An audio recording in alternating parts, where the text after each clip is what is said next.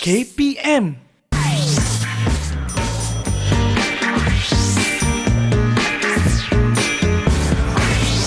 Didik TV KPM. Hai, Assalamualaikum warahmatullahi wabarakatuh dan salam sejahtera diucapkan kepada seluruh penonton Didik TV KPM. Anda bersama saya, Aiman Sufian Azman, pada hari ini dalam Sukses SPM 2022 Pecutan. Apa khabar murid-murid sekalian? Harap semua dalam keadaan baik-baik, sihat, sejahtera. Ada yang tengah buat macam-macam projek kat rumah tu kan? Pastikan projek yang anda buat itu bermanfaat untuk diri anda dan juga untuk masyarakat. Baiklah, siapakah guru yang akan bersama dengan kita pada hari ini? Jom kita saksikan profil guru kita.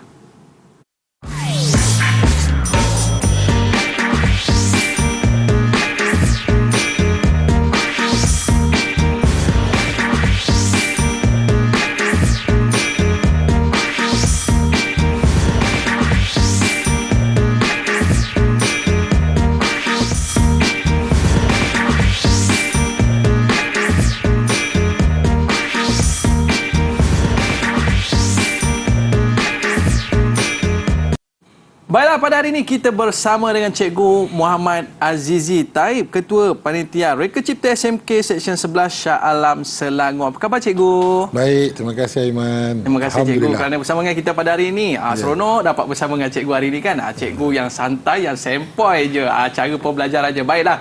Dan bersama dengan kita juga pada hari ini juru bahasa isyarat, iaitu Cikgu Muhammad Khazain Mat Nasir daripada SK Pendidikan Khas Persekutuan Pulau Pinang. Apa khabar Cikgu? Terima kasih Cikgu kerana bersama dengan kita pada hari ini dengan topik yang kita nak bicarakan pada hari ini, iaitu dalam mata pelajaran Reka Cipta, dan hari ini kita nak belajar tips macam mana nak jawab soalan untuk kertas satu. Baik Cikgu. Jadi hari ini sebagai permulaan ni Cikgu, apa yang akan Cikgu kongsikan dalam topik perbincangan kita pada hari ini Cikgu? Baik, terima kasih Aiman. Ya. Assalamualaikum warahmatullahi taala wabarakatuh dan salam sejahtera. Cikgu harap semua murid-murid berada dalam keadaan sihat, dalam sihat dan sejahtera. Baik, untuk hari ini Cikgu akan berkongsi tentang tips berkaitan dengan kertas satu Reka Cipta. Kertas Reka Cipta ni sebenarnya ada dua, ya. So kertas dua telah pun diselesaikan oleh murid, dan hari ini Cikgu akan bercerita tentang kertas satu, dan Cikgu akan beri tips bagaimana cara ataupun bagaimana nak menjawab kertas ini dan mendapat markah yang penuh lah kalau kita harapkan, ya, atau markah yang banyak, ya. So insya-Allah hari ini Cikgu akan kongsikan berdasarkan pengalaman Cikgu, kita akan kongsikan tips-tips untuk murid-murid sekalian yang mengambil Reka Cipta. Terima kasih. Okey, baik Cikgu. Jadi murid-murid kita dah rumah pun dah bersedia dah dengan buku nota anda, dengan pen anda. Jadi jangan kita lengahkan masa lagi. Jom kita bersama dengan Cikgu Azizi untuk mendapatkan tips menjawab kertas satu Reka Cipta. Silakan Cikgu. Terima kasih Aiman. Baik, murid-murid, ya. Okey, seperti yang saya beritahu tadi, kertas Reka Cipta ni terdiri daripada dua kertas, iaitu kertas 3763/1 peperiksaan bertulis, pentaksiran bertulis, serta 3763/2 iaitu kerja khusus. Kerja khusus ini telah pun diselesaikan pada bulan 12 yang lepas, dan yang tinggal sekarang ni adalah kertas satu. So hari ini kita akan bercerita tentang kertas satu Reka Cipta. Okey, kertas satu. Baik. Allah. Okey, Reka Cipta kertas satu Cikgu. Ini format ni lah, format kertas satu, di mana dalam kertas satu ada dua bahagian, iaitu bahagian A dan bahagian B. Bahagian A ialah untuk menguji pengetahuan, terdiri daripada 20 soalan. So masa yang dicadangkan untuk menjawab bahagian A ni ialah 60 minit, di mana bahagian ini lebih kepada mengingati dan memahami. Itu sebab yang saya katakan tadi, menguji pengetahuan.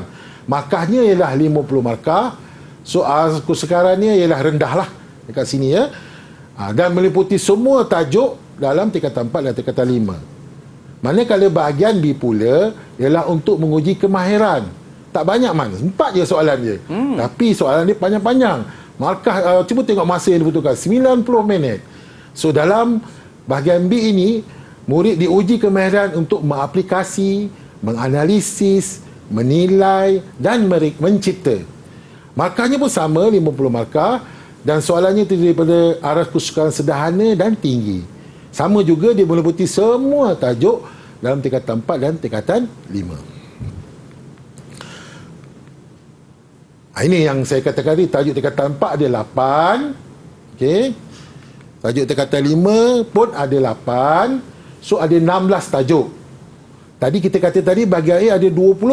So 16 tajuk ni 16 masuk dalam soalannya. Bermula daripada bab 1 sampailah bab 16. Jadi baki 4 soalan tu datang daripada mana-mana soal tajuk yang biasanya tajuk yang panjang lah. Macam contoh macam tajuk sistem tu. Sistem tu tajuk dia banyak, panjang. So kemungkinan akan keluar 2 soalan di situ. Baik. Bahagian A tadi ya, 20 soalan, 50 markah. Untuk bahagian A ni, cikgu takkan ceritalah soalan dia macam mana, bentuk macam mana, semua tak ada.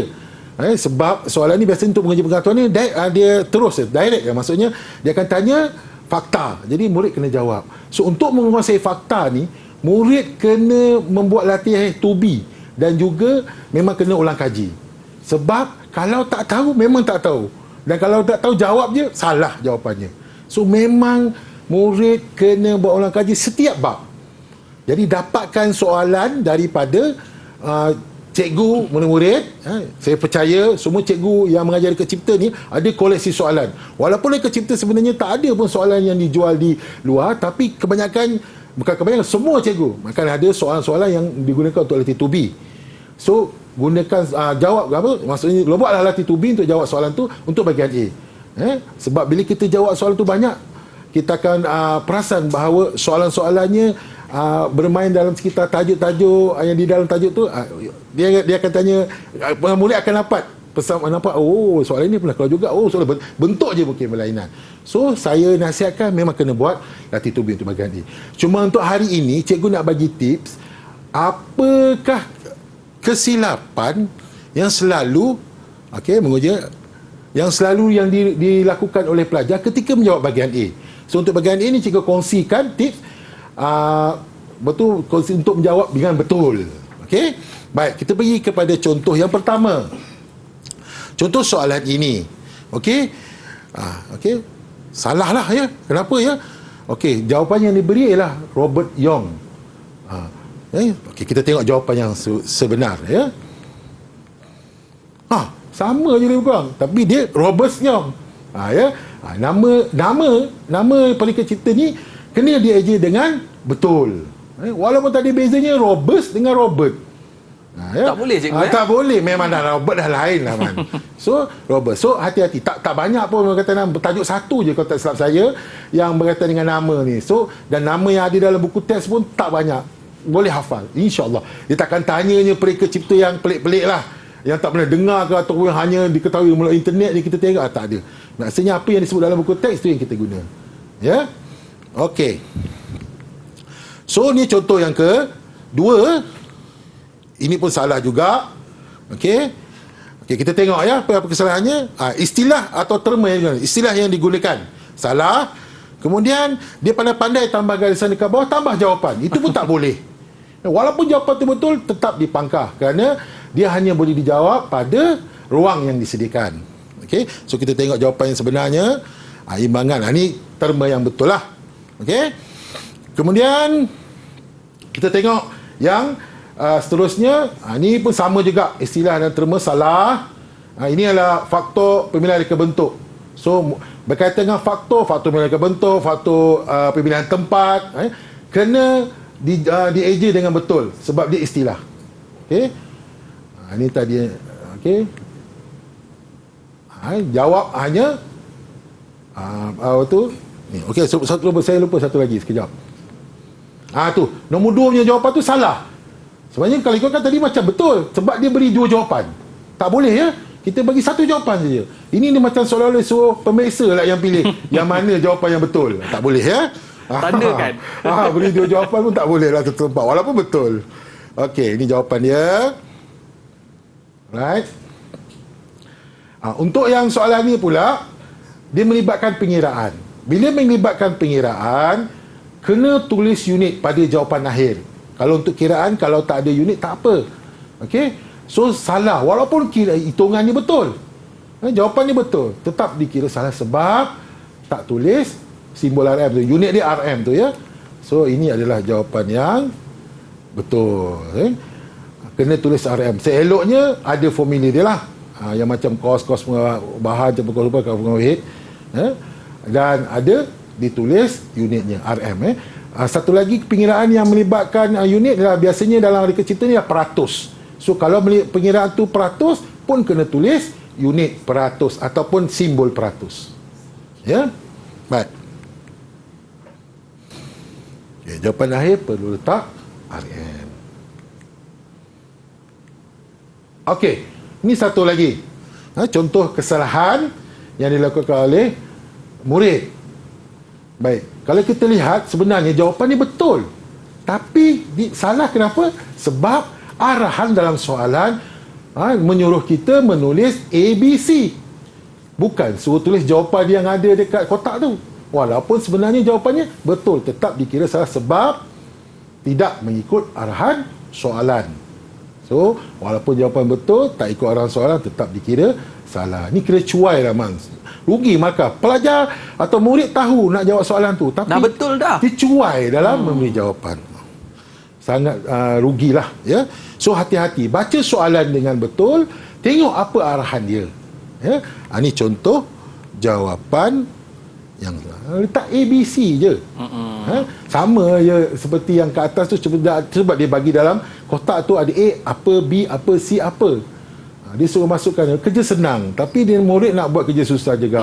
Kalau tidak dah dapat dah markah penuh. Dia dapat markah penuh, Man. Rugi ya. 3 markah kat situ. Baik cikgu. Jadi apa yang kita dapat belajar dalam segmen pada kali ini adalah cikgu sebut tadi berulang kali, iaitu kita kena buat ulang kaji dan juga latih tubi. Baik, kita dah berehat seketika cikgu.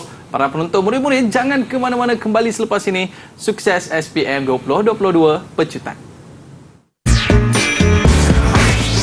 Didik TV KPM. Didik TV KPM. Baiklah, kembali bersama saya Sufian Azman di Didik TV KPM dalam Sukses SPM 2022 Pecutan. Pada hari ini kita dalam mata pelajaran Reka Cipta, kita nak belajar tentang kertas 1, dan untuk segmen pada kali ini kita nak belajar bahagian B pula. Betul cikgu? Betul. Okay, silakan cikgu. Baik. So, seperti yang saya katakan tadi, bahagian P ni 4 soalan je, Man. Tapi 50 markah. Ya. Dan seperti yang saya katakan tadi juga, bahagian B ni merupakan soalan arasnya ialah aras, sederhana dan tinggi. Ya. Mari kita lihat soalan bahagian B.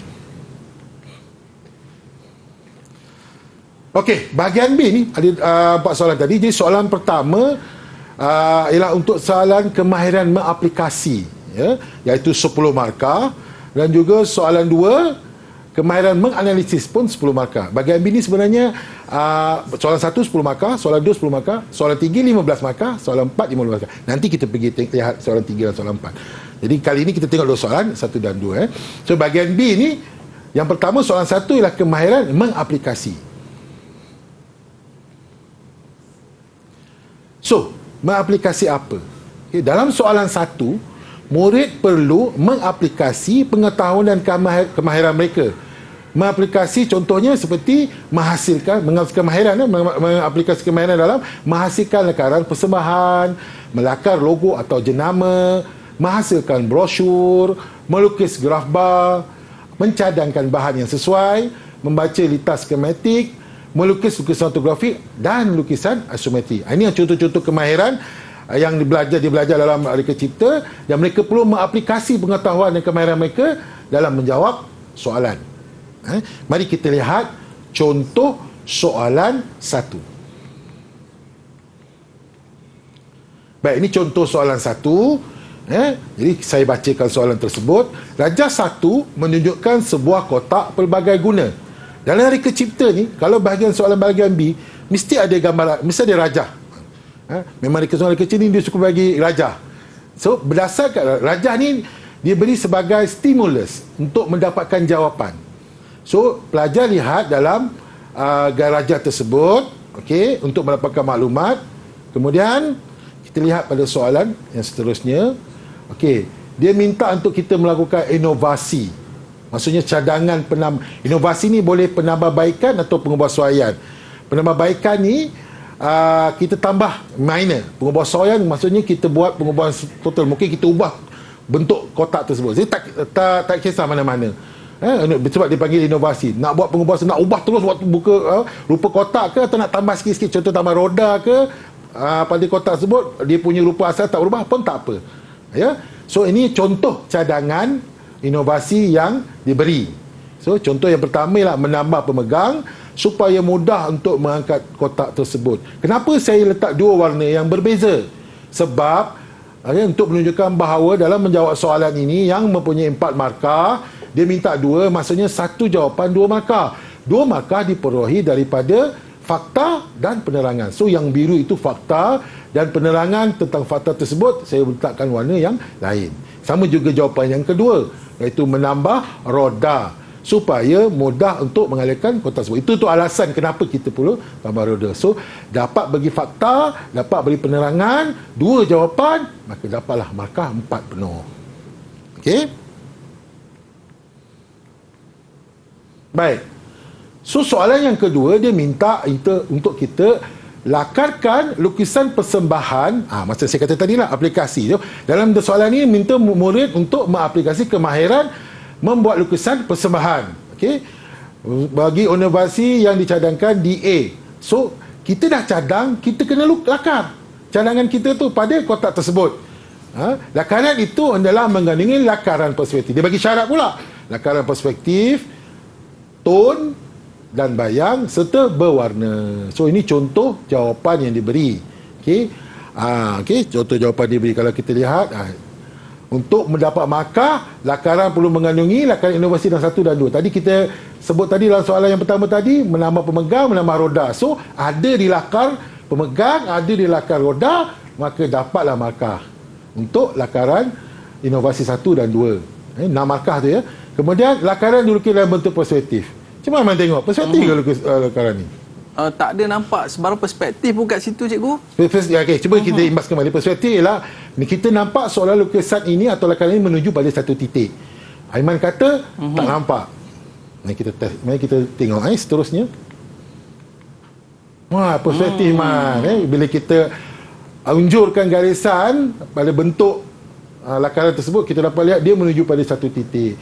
So lakaran ini bentuk perspektif. So jawapan murid nanti biasanya pemirsa akan lihat, dia akan lihat tengok nampak tak perspektifnya. Ini saja saya nak tunjukkan, saya buat garisan tu menunjukkan bahawa memang nampak perspektif, barulah dapat markah untuk lakaran tersebut. So yang ketiga tadi ialah mempunyai tone. Kalau kita lihat warna pada box tadi tu ada tone, ada yang gelap, ada yang cerah. Okey, bayang. Tengok di bawahnya ada nampak bayang yang berwarna hitam dan berwarna. Maka semua ini dilakukan, maka dapatlah 6 markah. 2 inovasi, lakaran dibentuk dalam perspektif, dan 2 ada tone, bayang dan warna. Dapat 6 markah penuh. Ya. Okey. Soalan 2. Okey, soalan 2 tadi saya kata kemahiran menganalisis. So, dalam soalan 2 ini, murid perlu membuat analisis pada gambar rajah yang diberikan berdasarkan situasi. Sama juga saya kata tadi, dia akan bagi gambar rajah, dia akan bagi rajah gambar. Kemudian dia kena buat analisis. Contoh analisis apa? Analisis litas skematik, menganalisis jadual pengumpulan maklumat, menganalisis kegagalan bahan, dan menganalisis keuntungan dalam pemasaran. Ini contoh-contoh analisis yang dilakukan, yang murid perlu lakukan untuk menjawab soalan. Ini contohlah. Okey, mari kita lihat contoh soalan. Okey Man. So kalau ikut sini kita nak menganalisis apa? Kita nak menganalisis sebuah mesin permainan ni. Mesin permainan, dan juga cikgu tengok sebelah dia tu. Yang di sebelah tu ada litas. So tadi saya kata tadi menganalisis litas skematik. Ini contoh soalan yang menganalisis litas skematik. So murid kena lihat litas tersebut, dan gambar yang permainan tu kita panggil carousel lah. Dia letak bukan suka-suka je letak ya. Dan dia maklumat apa yang dia nak maklumat yang dia sampaikan, nanti cikgu nyatakan. Okey. Jadi kita lihat dari litas skematik tersebut, kita dapat lihat ada komponen-komponen elektrik. So kat sini pelajar kena tahu juga simbol komponen. Okey? Dan fungsinya. So kalau kita lihat dalam lita ni, kalau kita rujuk balik Rajah 19A tu, gambar permainan tersebut, karusel tersebut. Ini adalah permainan karusel yang mana permainan ini kalau kita seperti yang pernah kita lihat sama ada secara depan-depan ataupun secara dalam TV, dia berpusing, dia bergerak. Okey? Dan yang menggerakkan ini ialah motor. Tapi di dalam lita kalau kita lihat tak ada simbol motor. Okey? So apa kena mengena yang lita simbol motor tu? So kita tengok kepada soalan seterusnya. Dia tanya, kalau kita tengok dalam lita tadi tu ada simbol yang dilabelkan sebagai komponen K. Dan tadi berdasarkan gambar yang kita lihat permainan karusel tadi, dia bergerak tapi dalam lita tersebut tak ada simbol motor. So kita boleh meneka bahawa komponen K ini ialah motor elektrik. Ialah pasti komponen K motor elektrik atau motor. Kemudian dia minta untuk terangkan fungsi komponen tersebut. So dalam soalan ini, jika murid salah mengenal pasti, maka dia salah memberi penerangan fungsi, dia dah rugi 3 markah dekat situ.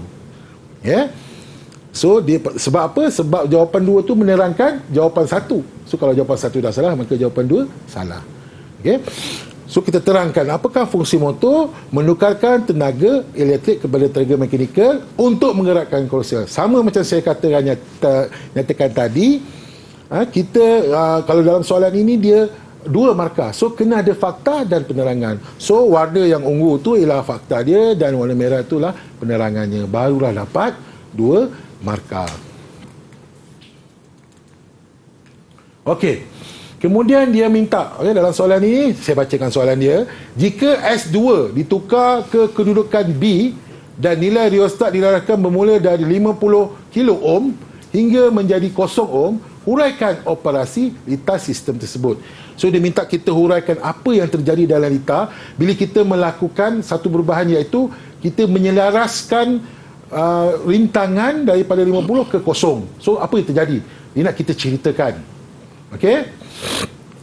So, bila kata huraikan, kena merujuk kepada sebelum, semasa, selepas. Okey? Baik. Bagaimana ini contoh sebelum, semasa. Saya dah warnakan ikut warna. Jadi sebelum okey, kita lihat 6 markah. So biasanya sebelum 1 markah, selepas 1 markah. So yang semasa tu bergantung. Kalau markah dia 5, 3. Kalau markah dia 6, 4 lah. Ya. So warna hijau tu ada 4. Kuning 1, biru 1. Kalau kita lihat kepada slide ya. So sebelum ni lah, sebelum berlaku apa-apa, apa yang sebenarnya berlaku. So dia kata tadi tukarkan. Jadi kita tulis tukar kedudukan Swiss S2 kepada kedudukan A ke B. Atau kita tuliskan hidupkan Swiss pun boleh. Samalah. Bila kita tukar S2 kepada B tu sebenarnya kita hidupkan Swiss untuk arus mengalir dalam lita yang mengurungi motor tadi. Baik. Jadi hidupkan Swiss ataupun tukar kedudukan Swiss dari S2 dari kedudukan A ke B untuk hidupkan lita lah. Kemudian apabila dah hidup lita, arus dah mengalir, apa yang berlaku? Kalau kita lihat dalam lita tersebut, kita dapat lihat bahawa yang pertama sekali dia lalu ialah pada lampu. Okey, lampu. Jadi arus akan menghidupkan L2. L2 tu sebenarnya mentol lah, lampu lah. Mentol dia menyalakan L2, mentol. Kalau kita tengok lita tu ya. So kemudian bila seterusnya ialah dia lalu kepada motor. So apa berlaku pada motor? Motor akan bergerak atau berfungsi atau berputar mengikut kelajuan yang dilaraskan. So dalam kes ini kelajuannya mengikut yang dilaraskan ialah 50 kilo ohm dia punya rintangan. So dia akan berputar ikut kelajuan yang ditetapkan mengikut 50 ohmnya rintangan. Kemudian apa yang dia minta dia soalan tadi minta kita laraskan. So kita tulis laraskan riostat daripada 50 kilo ohm ke 0 ohm seperti yang diarah dalam soalan lah. Kita tulis. Okey. Jadi seterusnya kan bila kita dah selaras tu apa yang berlaku? Di sini murid kena tahu bila rintangan semakin berkurang, maka motor akan jadi semakin laju atau kelajuan dia makin bertambah. Sebab rintangan dia semakin berkurang. Kita kena tulis tu. Sebab itulah yang hasil analisis kita dapat bila situasi ini dia berlaku. Okey. So untuk selepasnya, maksudnya selepas dia jadi laju tu, kalau kita nak habiskan ni, kita tulis tutup atau matikan switch untuk mematikan motor. Cukup. So, kalau jumpa soalan begini, kalaulah murid tak tahu apa nak tulis ni, tulislah sebelum dan selepas sahaja. Iaitu, hidupkan switch, matikan switch. Dapatlah 2 markah. Sekurang-kurangnya daripada 6 markah tersebut. Ya, hidupkan switch. Tapi ini hanya untuk fungsi operasi litar. Jangan nanti dia fungsi operasi ini sebenarnya ada banyak boleh ditanyalah. Mungkin pada sistem, mungkin pada produk bagaimana dia berfungsi. So kalau produk tu tak menggunakan elektrik, jangan tulis hidupkan switch, matikan switch. Bukan semua operasi ataupun huraian operasi tu boleh ditulis dengan hidupkan switch, matikan switch. Tak boleh. Kalau dia melibatkan elektrik saja. Ya. So kalau dah tak tahu, tu ya, hidupkan switch, matikan switch. Kalau jumpa soalan yang berkaitan dengan elektrik. So tulis semua ini, dan saya kalau boleh tulis macam yang saya tunjukkan ni. Jangan buat kata macam karangan lah, satu perenggan saja. Sebab yang nak memeriksa manusia. So kalau tulisan pun cantik, lepas tu dikumpulkan pula pemeriksa pinau mata nak cari markah. So saya cadangkan tulis macam ni, satu persatu dia punya point, dia punya apa ni lah fakta-faktanya. So senang pemeriksa nak tengok untuk memberi markah. Nampak ya dia punya urutan tu, sebelum, semasa dan selepas. Okey. So dalam soalan 2 ni tadi, kebanyakannya memang kena buat analisis lah. Macam saya kata tadi, kalau dia ada analisis bahan, jadi tengok pada bahan tersebut, cadangkan bahan yang sesuai. Dia ada analisis jadual. Lihat pada jadual tersebut apa maklumat yang diberi, gunakan maklumat untuk jawab soalan. Itu masuk analisis lah. Okey. Baik. So soalan yang ketiga akhir sekali, jika L2 terbakar, ramalkan kesan kepada komponen K. So kalau kita tadi sebenarnya dia punya slide tu besar sangat, saya nak masukkan litar tak boleh. Jadi kita tengok balik litar ni. Litar ni kalau kita lihat daripada B, bila A tu dia pergi kepada B, maka arus mengalir. So yang mula-mula sekali dijumpa ialah L2. Sekarang ni L2 ni terbakar. Kita tahu L2 ni adalah mentol. So apa berlaku kepada K? So bila apa yang berlaku pada K lah, dia tidak berputar, tidak berfungsi, tidak bergerak. Kenapa? Sebab jalannya dah putus. Sebab elektrik nak mengalir, dah terbakar. So dah tak boleh mengalir ke arah motor. So motor tidak akan berputar atau tidak akan berfungsi, tidak akan bergerak. Tak dapatlah main-mainan tadi, cikgu. Tak dapatlah main-mainan tadi, dah terbakar. Litar je dah putus. Litar je dah putus. Baik cikgu, kita nak berehat seketika. Para penonton jangan ke mana-mana, banyak lagi tips kertas 1 reka cipta yang cikgu nak kongsi kepada kita. Kembali selepas ini, sukses SPM 2022 Pecutan. Didik TV KPM. Didik TV KPM. Kembali bersama saya Aiman Sufian Azman di Didik TV KPM dalam Sukses SPM 2022 Pecutan. Hari ini kita dalam mata pelajaran Reka Cipta. Kita nak belajar kertas 1. Tadi dah selesai untuk bahagian B, soalan 1 dan 2. Mungkin cikgu nak sambung lagi untuk soalan 3, soalan 4. Silakan cikgu. Ya. Terima kasih Aiman. Baik, kita lihat bila untuk bahagian B ni soalan 3 dan soalan 4. Jika soalan 1 dan soalan 2 tadi 10 markah, untuk bahagian B ni 15 markah. Maksudnya apa? Maksudnya panjang lagi lah soalannya kan. Untuk dapatkan 15 markah tu, ataupun kelebih lah kerjanya kot. Okey, kita tengok. Untuk soalan 3 ialah kemahiran menilai, dan soalan 4 ialah kemahiran mencipta. Okey, 15 markah untuk soalan 3 dan 15 markah untuk soalan 4. So kita lihat soalan 3. So soalan 3 ini memerlukan murid perlu membuat penilaian ke atas 2 produk yang diberikan dengan membandingkan spesifikasi kedua-dua produk tersebut dan akhirnya memilih yang terbaik mengikut situasi yang diberikan. Mari kita lihat contoh soalannya.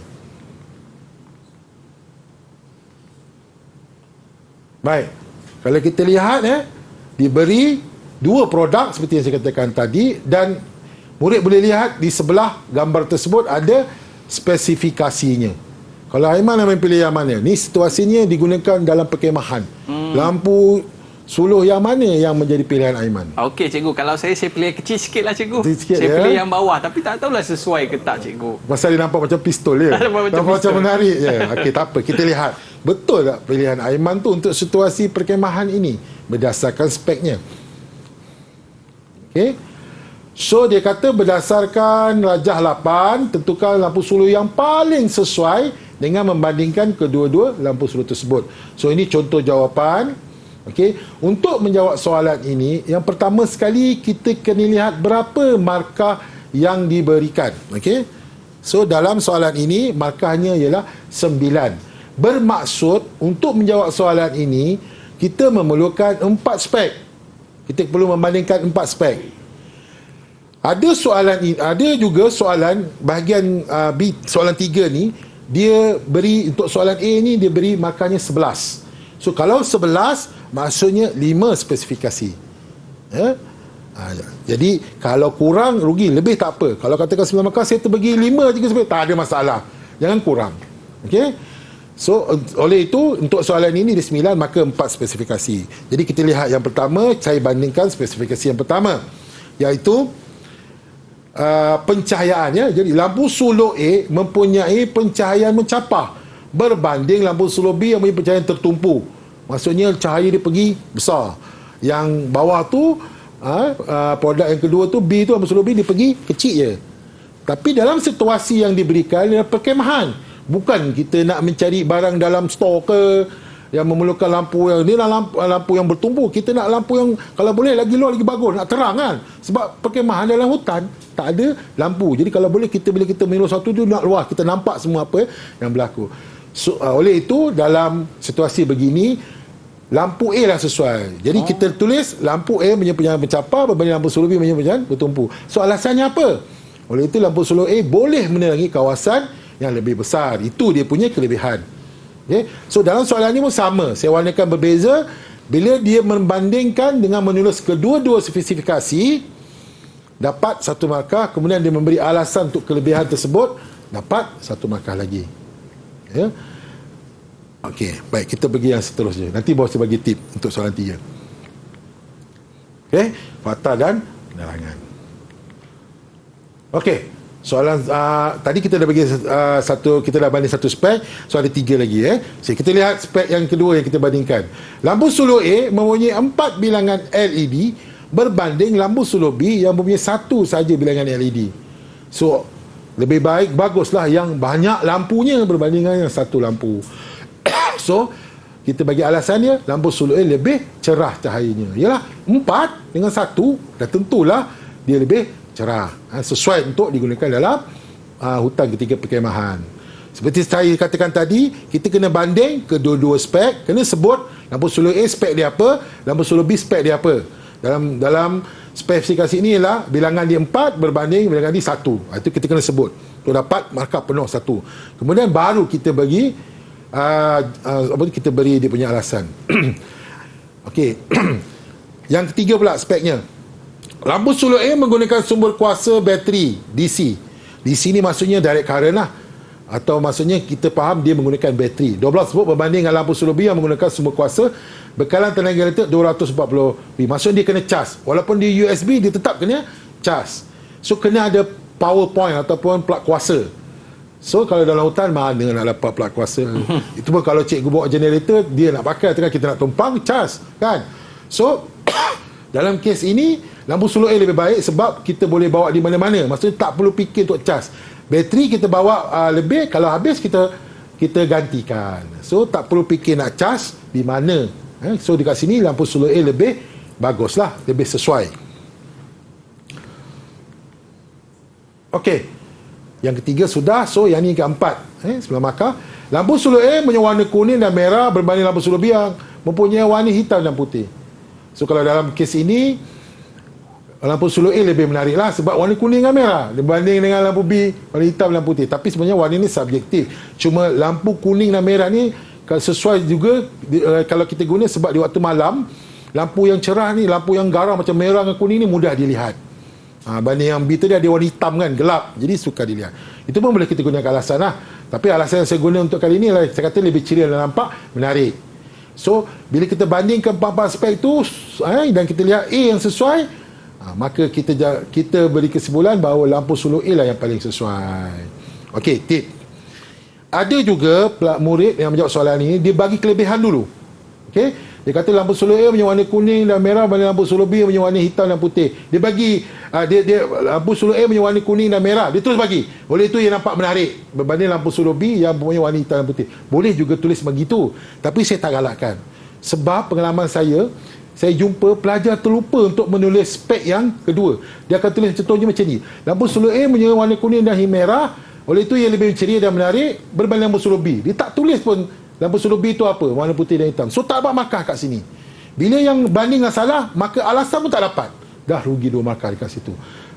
Oleh itu saya nasihatkan ataupun saya galakkan untuk jawab macam mana yang contoh saya tulis dekat sini. Tulis perbandingan dulu, baru tulis alasan dia.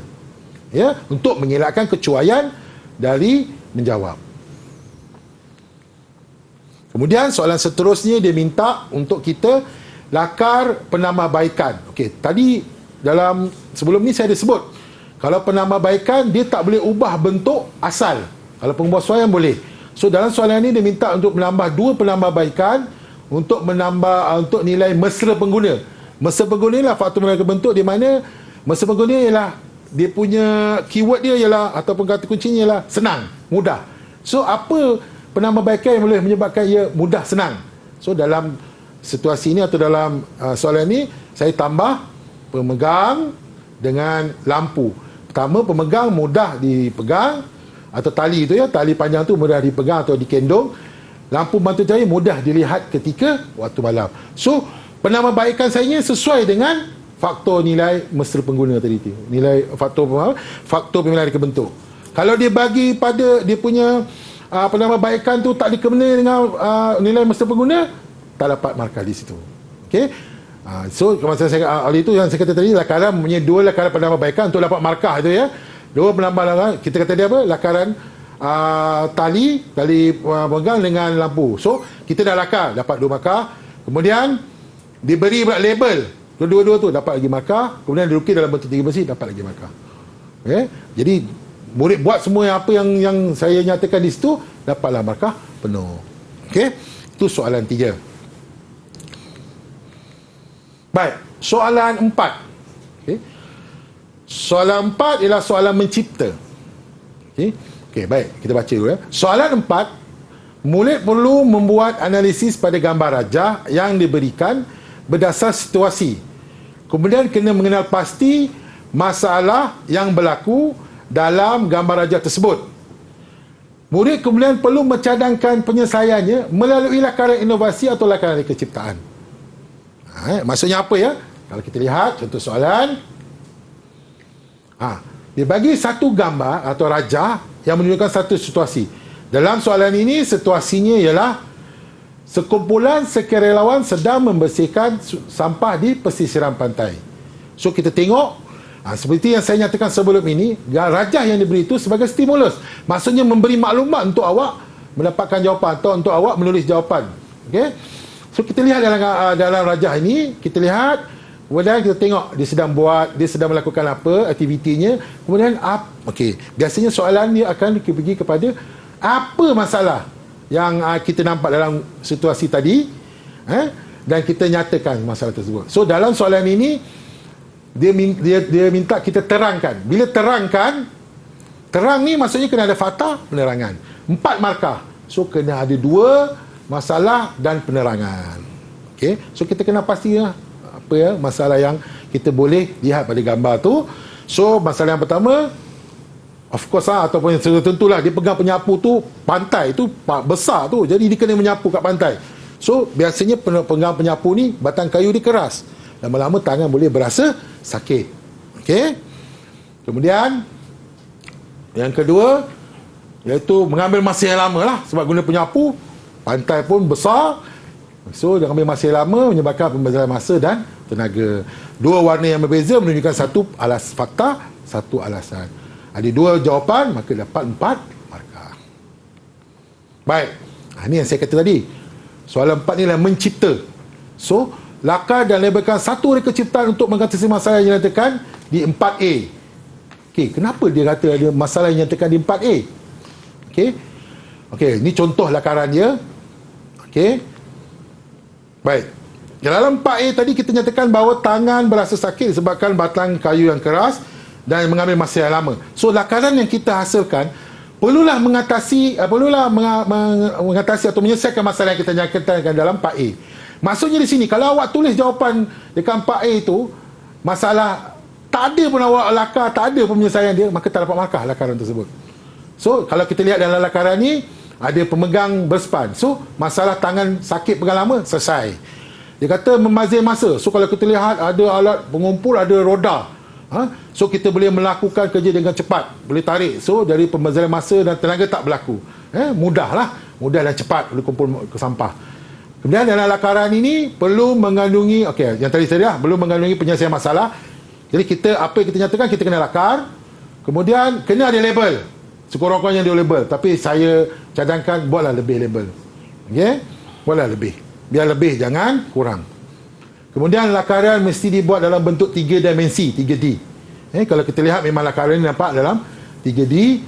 Kemudian mestilah kemas dan jelas. Okey? Kemas dan jelas. So kalau kita lihat lakaran tu selesai, masalah di baik.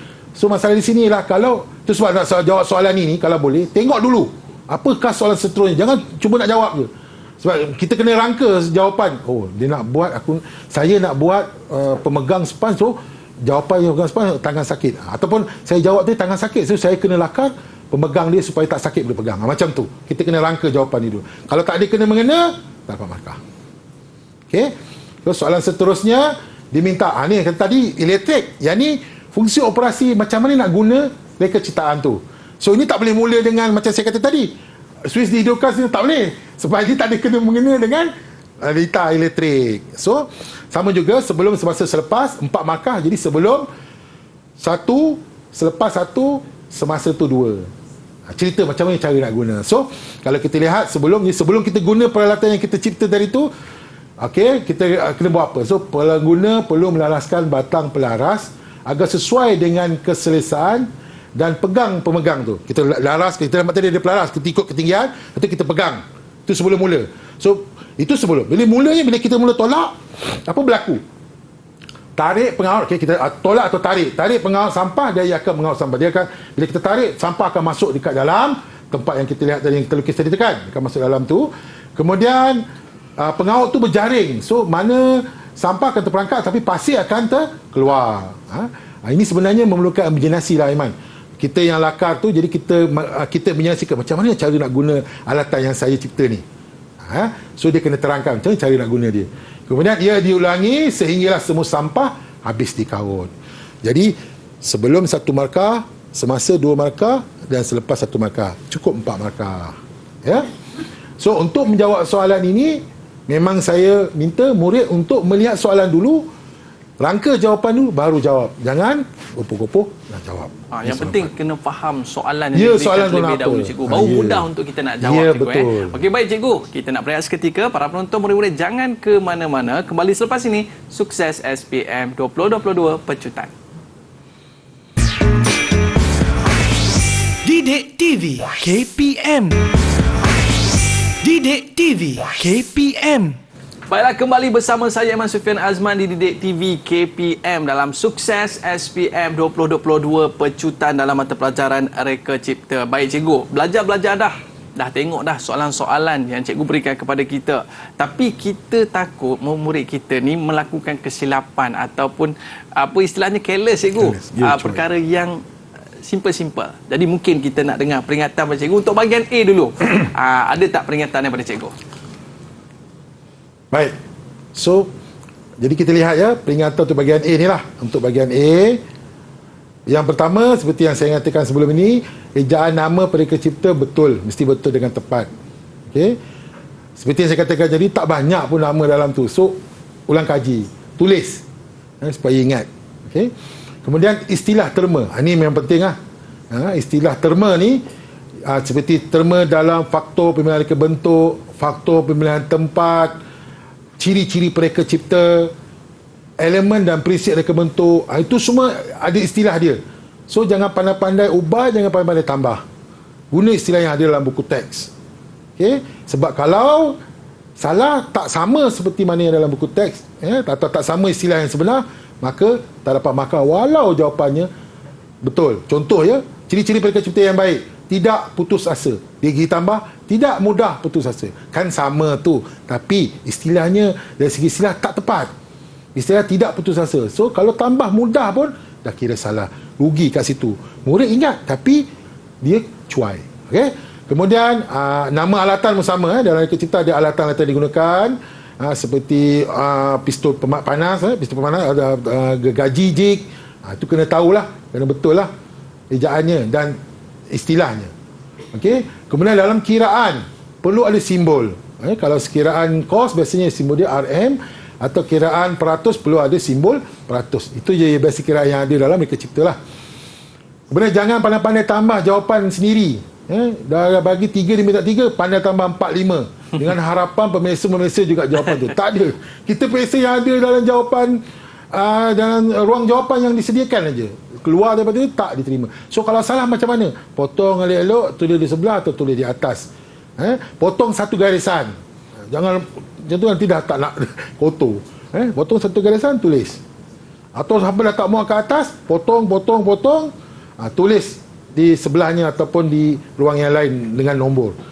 Maksudnya macam itu. Tapi kalau ada jawapan di atas, bawah pun ada jawapan, maka kita tak bagi markah pun jawapan di bawah walaupun betul. Kemudian jangan bagi jawapan atau banyak dalam satu ruang. Macam kita tengok tadi, fungsi stroke keselamatan. Dua-dua tu betul. Disuruh kita pilih pula mana jawapannya. Tak boleh sebenarnya. Disuruh pemeriksa lah yang pilih. Maknanya ruang jawapan, satu jawapan. Walaupun jawapan dua-dua tu betul, tetap kita kira salah. Sebab tak ikut arahan soalan. Sama juga. Kalau arahan soalan dia suruh menggunakan simbol ABC ataupun simbol 1, 2, 3. Jangan bagi ikut apa yang faham sendiri. Tulis jawapan ke ataupun tulis jawapan lain yang berkaitan ke. Ikut jangan. Kalau dia kata suruh tulis jawapan dia dalam bentuk simbol. Kalau kata arahan dia kata nyatakan dalam tulis jawapan mengikut A, B, C. Macam yang kita tengok contoh tadi, tulis dalam A, B, C. Itu tips bahagian A lah. Okey, kemudian kita lihat untuk tips bahagian B. Okey, seperti yang saya kata tadi, jangan terlalu teruja nak jawab soalan. Seeloknya bahagian B ni baca dulu. Baca je semua soalan. Tak sampai 5 minit pun baca. Dapatkan dulu soalan, gambaran soalan ni, ataupun baca tu. Kalau jawab soalan 1, baca dia soalan 1 bagi habis. Dapatkan gambaran apa nak buat, rangka jawapan anda, baru buat. Okey? Sama juga soalan 2, soalan 3 dengan soalan 4. Baca dulu, tengok dulu soalan tu. Sebab soalan bahagian B ni ada soalan ni yang berangkai. Maksudnya merujuk jawapan di atas. Kalau atau jawapan yang diberi 4A untuk soalan B. So kalau jawapan 4A tu tak ada kena mengena dalam jawapan B, tak ada kena dengan 4A, maka tak dapat markah. Seperti yang kita tengok contoh tadi kan. Masalah yang dinyatakan dalam A, dia nak kita selesaikan. So kalau masalah tu kita nyatakan, kita buat penyelesaian dia okey. Tapi kalau kita buat yang lain, tak ada dalam jawapan yang kita bagi dalam 4A itu, tak ada markah dekat situ. Penat je pelajar melukis. Sebab tak ada kena mengena. So hati-hati. Rangka dulu jawapan anda, tengok rangka apa nak buat, baru tulis jawapan. Okey?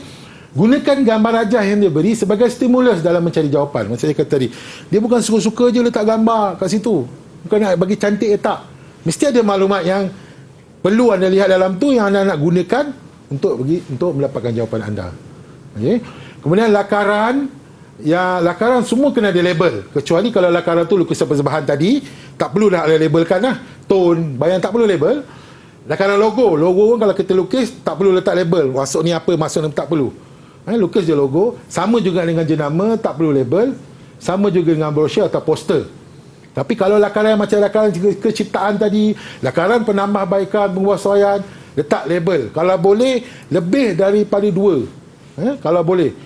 Label lah mana komponen yang anda rasa ada kat situ, labelkan.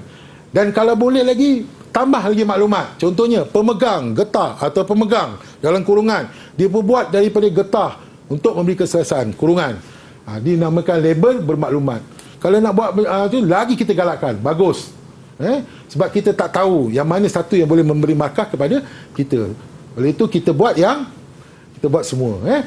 Kemudian sebaiknya lakaran diwarnakan sebaiknya. Tapi kalau jika arahan yang diberi dalam soalan tu warnakan, memang kena warna lah.